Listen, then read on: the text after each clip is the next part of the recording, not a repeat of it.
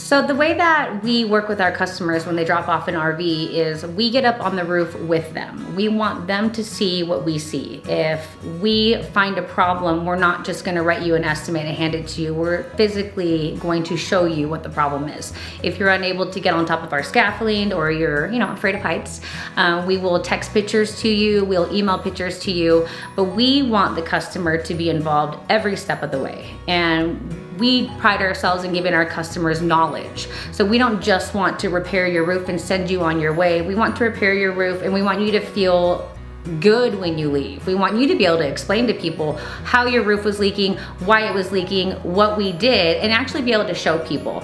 I think our ultimate goal is that nobody ever comes back unless they're bringing a friend or a family member. Or to say hi,